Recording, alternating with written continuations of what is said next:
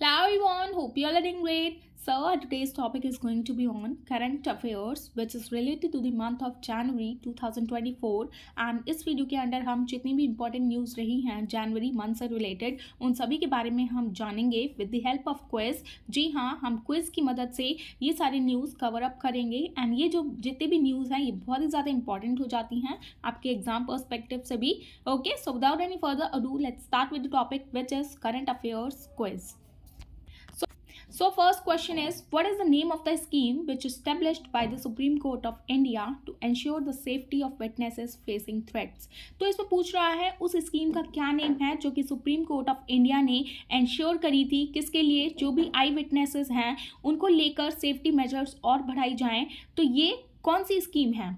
तो ये जो हमारा करेक्ट आंसर होगा वो होगा answer B which is witness protection scheme. तो ये जो विटनेस प्रोटेक्शन स्कीम है तो ये लॉन्च की गई थी सुप्रीम कोर्ट ऑफ इंडिया ने इन द ईयर 2018 में। ओके, इसके बारे में और हम जान लेते हैं।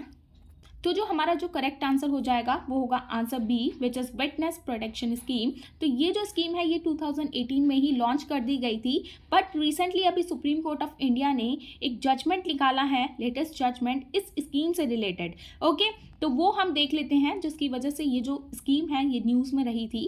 तो रिसेंटली अभी जो लेटेस्ट जजमेंट निकाला है सुप्रीम कोर्ट ऑफ इंडिया ने वो ये जजमेंट है कि कोर्ट ने बोला है कि ये जो स्कीम है ये एक लॉ के अंडर आएगी है, under article 141, under article 141 and 142। Okay, तो ये जो लेटेस्ट जजमेंट था ये सुप्रीम कोर्ट ऑफ इंडिया ने निकाला है जिसमें बोला गया है ये जो विटनेस प्रोटेक्शन स्कीम है ये आएगी आज के बाद से लॉ के under article 141 and 142 of the constitution of India. Okay, तो ये जो स्कीम थी ये बेसिकली आई विटनेस से रिलेटेड थी, उनकी सेफ्टी मेजर्स से रिलेटेड थी। जब भी उन्हें ट्रायल्स में पेश किया जाता था उस अक्यूज के अगेंस्ट कि ये जो है ये मुजरिम है, उनको ये वहाँ पे कबूलना होता था कि मैंने उनको मर्डर करते हुए देखा है या जो भी उन्होंने करते हुए देखा है। तो जब वो उनके सामने एक दूसरे के सामने वो लोग खड़े होते थे तो जो आई विटनेस होते थे वो अपोज हो जाते थे, अगेंस्ट हो जाते थे और मुकर जाते थे कि मैंने कुछ होते हुए नहीं देखा है और उस मुजरिम को बचा लेते थे। तो ये जो है ये इसीलिए ये जो स्कीम थी ये लॉन्च की गई थी इन द ईयर 2018 में, बट अब इसके रिगार्डिंग एक जजमेंट पेश किया था, लेटेस्ट जजमेंट, एंड वो जो लेटेस्ट जजमेंट था वो ये था कि अब से ये जो स्कीम है एक लॉ के अंडर आएगी अंडर आर्टिकल 141 एंड 142 के of the constitution of India. And इसके अंडर ये भी बोला गया है कि अब एक और लेटेस्ट अपडेट किया गया है, जैसे कि कोई भी ट्रायल्स में पेश किया जाता था किसी भी आई विटनेस को और उनके सामने उस अक्यूज को रखा जाता था ताकि वो लोग बता सके कि यही वो अक्यूज है जिसने ये मर्डर किया है या जो भी कुछ किया है। ओके, बट अब क्या होगा, उन दोनों को एक एक अलग अलग सेपरेट रूम दिए जाएंगे, उस रूम्स के अंदर बैठाया जाएगा ताकि वो लोग एक दूसरे को फेस ना कर सकें एंड विदाउट फेसिंग वो लोग अपने जो भी स्टेटमेंट है वो दे सकें क्लियरली। ओके, तो ये जो स्कीम थी ये इसी से रिलेटेड थी। So just remember all these points related to this. Now next question is question number 2, on which date the Pravasi Bharatiya Divas observed in India? So correct answer is B which is January 9। January 9 को प्रवासी भारतीय दिवस celebrate किया जाता है। इसके बारे में आगे हम और डिटेल में जानते हैं। तो ये जो प्रवासी भारतीय दिवस है which is also known as non resident Indian NRI day. Okay, तो ये जो है प्रवासी भारतीय दिवस ये उनके लिए सेलिब्रेट किया जाता है जो कि इंडियंस लोग जो दूसरी कंट्रीज में रह रहे हैं एंड वहाँ पे जाके हमारे इंडिया को रिप्रेजेंट कर रहे हैं एंड उससे रिलेटेड कई सारे काम भी कर रहे हैं, वर्क कर रहे हैं ताकि हमारा जो इंडिया है और डेवलप हो एंड डेवलप नेशन बने। एंड ये जो प्रवासी भारतीय दिवस है ये इसीलिए सेलिब्रेट किया जाता है 9th ऑफ जनवरी को every year to mark the contribution of the overseas Indian community to the development of India.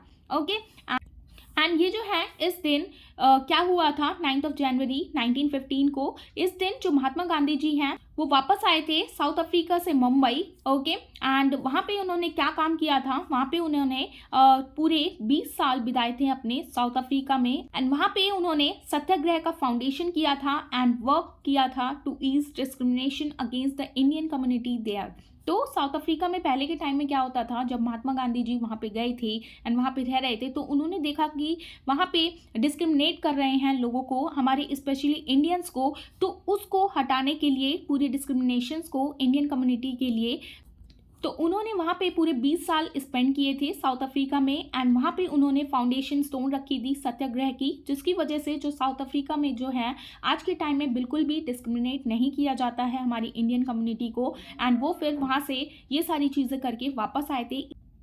तो ये जो है यहाँ पे इन्होंने फाउंडेशन स्टोन रखी थी सत्याग्रह की इन द ईयर 1906 में, okay, which is known as devotion to truth, okay, and वहाँ पे उन्होंने नॉन वायलेंट रेजिस्टेंस के थ्रू ये सारी चीज़ें करी थी, ओके। एंड यहाँ पे जो करंट में अभी क्या हुआ है, ये जो प्रवासी भारतीय दिवस 2024 में सेलिब्रेट किया गया है, जिसका थीम था diaspora reliable partners for India's progress in Amritkaal, okay. तो ये 2024 की थीम थी प्रवासी भारतीय दिवस की, ओके। तो आप ये याद रखिएगा। एंड ये जो प्रवासी भारतीय दिवस है इसको हमारे इंडिया में कब से स्टार्ट किया गया है बनाना, तो ये 2023 से ये government of India under the ministry of external affairs ने ये स्टार्ट किया था मनाना Pravasi Bharatiya Divas to connect the Indian diaspora community more closely to India, okay, ताकि जो बाहर जो हमारे इंडियंस हैं उन सारे कम्युनिटीज़ को हमारे इंडिया से और ज़्यादा कनेक्ट करने के लिए ये मनाया जाता है। एंड ये जो प्रवासी भारतीय दिवस है इसलिए मनाया जाता है for the contribution and achievements of the overseas Indian community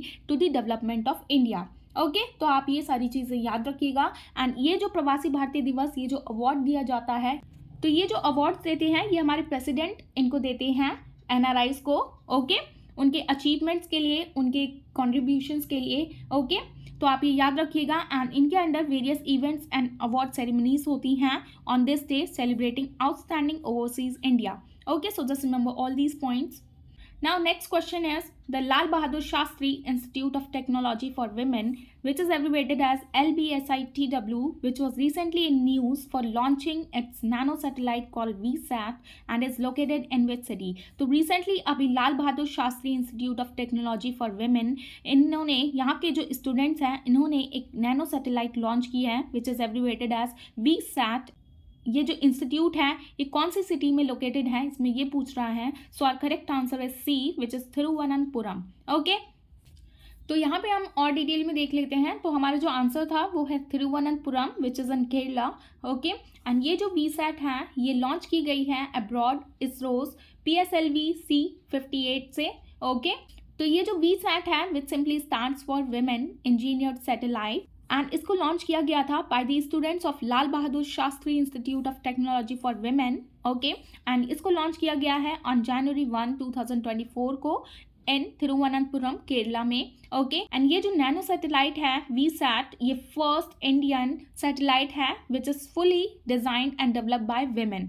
and ये जो वेमेन्स हैं ये सारे स्टूडेंट्स हैं इस इंस्टीट्यूट की, ओके। तो इनकी वजह से ये नैनो सैटेलाइट ये बनाया गया है, डेवलप किया गया है फुली, एंड जिसका एम है to study ultraviolet radiation and its impact on the state of Kerala, okay. तो यहाँ पे आपको एक बात याद रखना ज़रूरी है।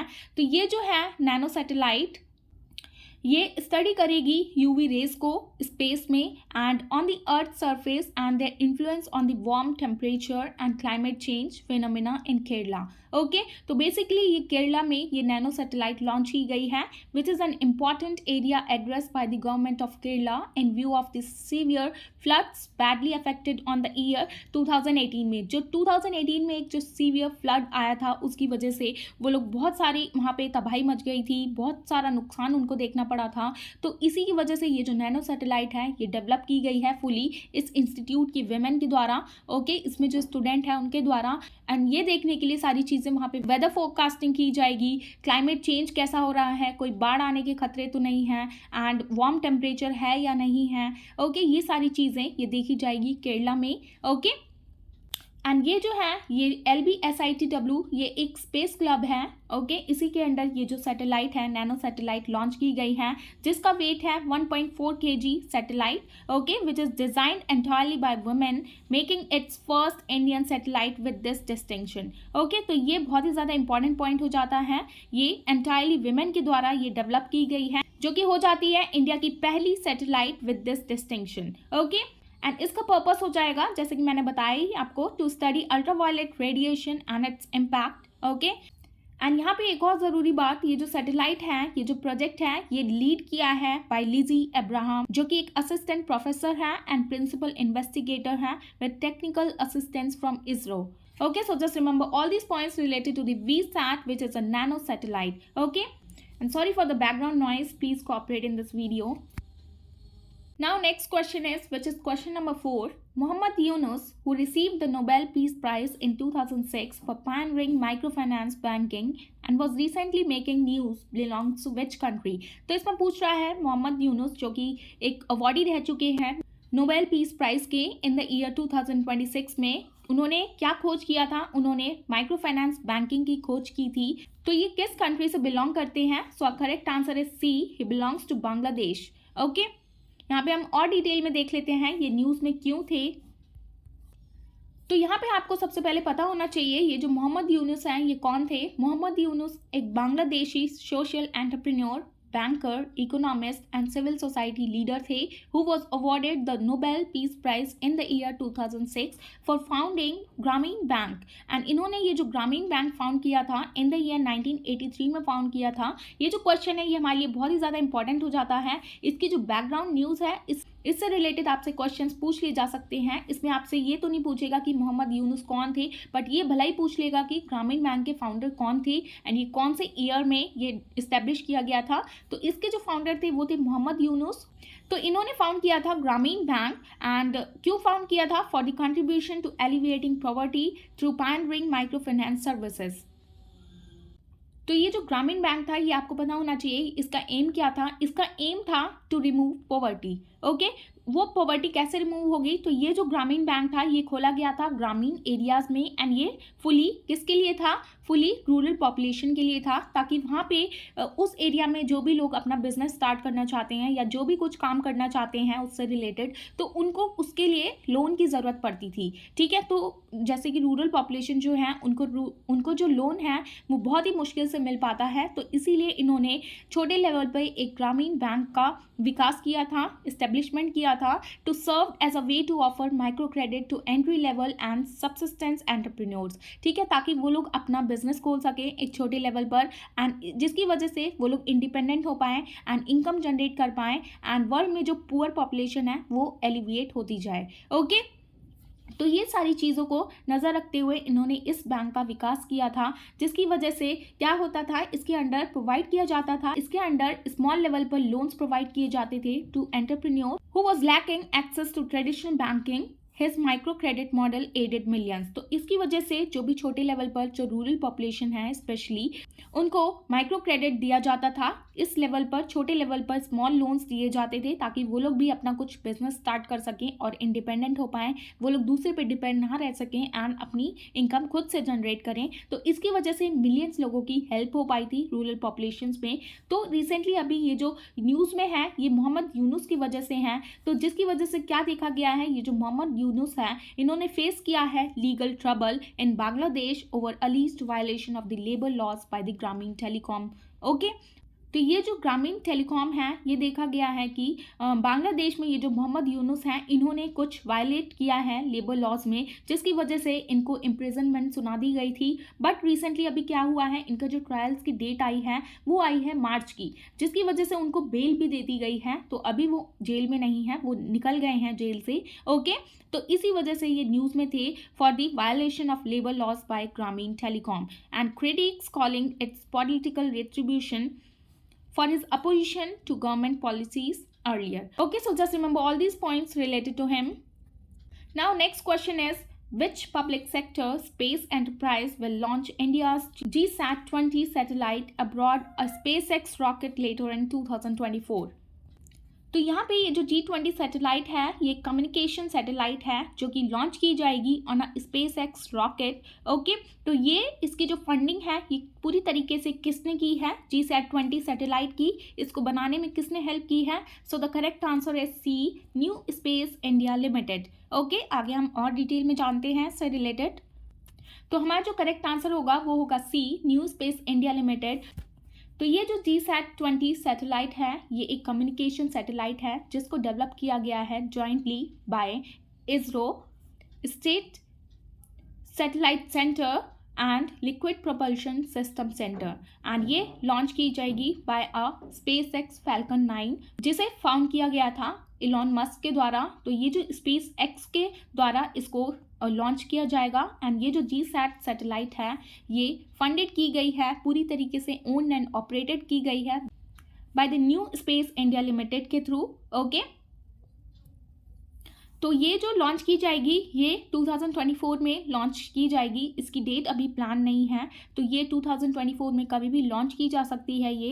एंड ये एक demanded driven high throughput satellite है ordered by NSIL, stands for new space India limited, to meet India's growing broadband needs. जो भी इंडिया की नीड्स हैं ब्रॉडबैंड से रिलेटेड, तो ये उसको ग्रो करेगा। ओके, एंड ये जो ब्रॉडबैंड है ये प्रोवाइड करेगा internet connectivity, digital video transmission and audio transmission, तो ये ईजिली हम देख पाएंगे एक बड़े लेवल पर। तो इसीलिए ये जो GSAT-20 सैटेलाइट है ये पूरी तरीके से फंड की गई है, ऑपरेटेड की गई है with the help of new space India limited. Okay, so just remember this point. Now next question is, which company recently secured a contract to survey India's first PRT metro corridor using drones? तो ये हमारा जो correct answer हो जाएगा वो होगा C, IG drones। तो recently अभी एक सर्वे किया जा रहा है, इंडिया का पहला PRT मेट्रो कॉरिडोर बनाया जा रहा है। कहाँ पर? उत्तराखंड में बनाया जा रहा है।